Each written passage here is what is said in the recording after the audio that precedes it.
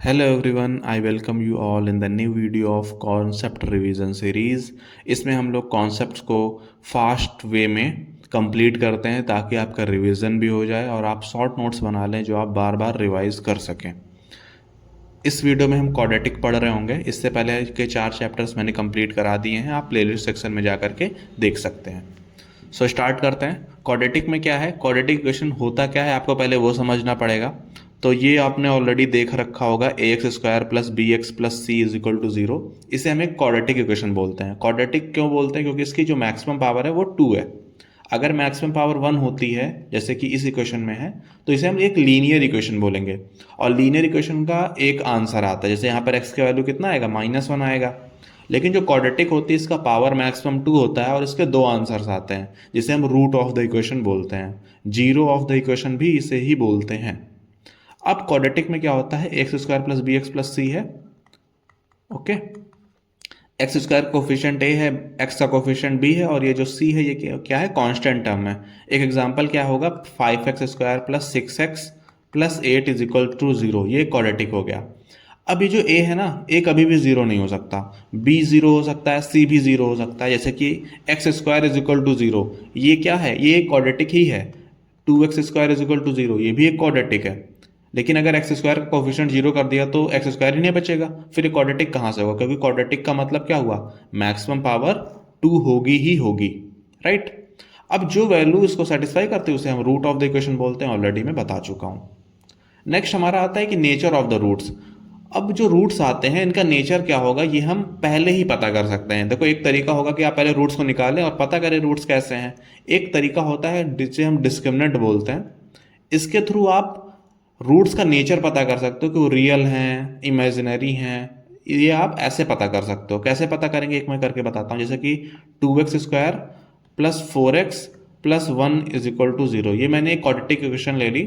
अब इसके अगर मैं चाहूँ तो एक तरीका है कि मैं इसके रूट्स निकालूं और पता करूँ रूट्स कैसे हैं। दूसरा है मैं इसका डिस्क्रिमिनेंट निकाल सकता हूँ। डिस्क्रिमिनेंट क्या होता है, बी स्क्वायर माइनस 4ac होता है।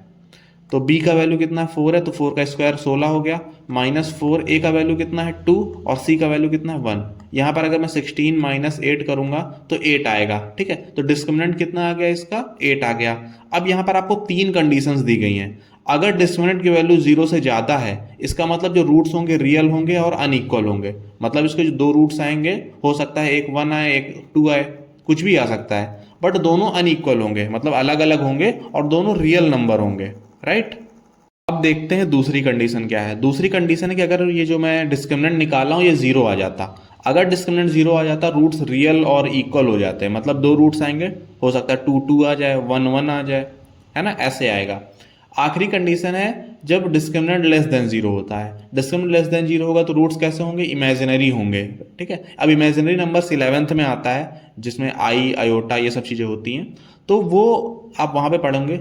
यहाँ पर आप ये समझ लो कि अगर डिस्क्रिमिनेंट लेस देन जीरो आ गया तो रूट्स हमारे इमेजिनरी बनेंगे, रियल नहीं बनेंगे, ठीक है। रियल नंबर्स क्या होते हैं, -1 -5 2 4, ये सब, ठीक है। इमेजिनरी में ऐसा कुछ होता है, 1 + 3i, है ना, ऐसा कुछ आता है। तो यहाँ पर ये कंप्लीट हो गया, नेचर ऑफ द रूट्स समझ आ गया होगा आपको।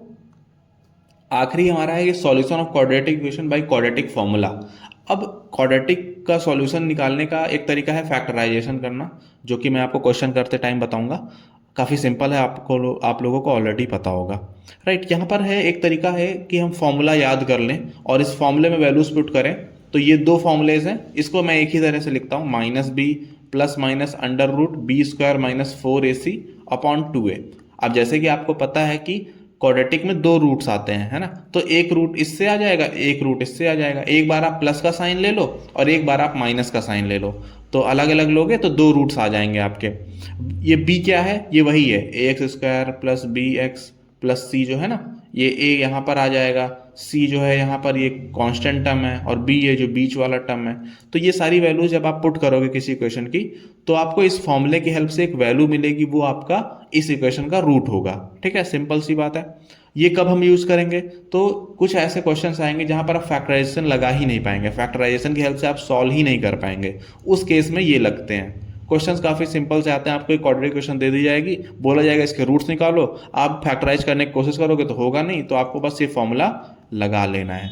और ये क्वेश्चंस काफ़ी आते हैं, ठीक है। ये क्वेश्चन तो यहाँ पर आपका क्वाड्रेटिक कंप्लीट हुआ। क्वेश्चंस की प्रैक्टिस के लिए आप PYQ सीरीज़ को रेफर कर सकते हैं, और अगर कोई आपको डाउट है तो आप कमेंट में बता सकते हैं। Bye bye.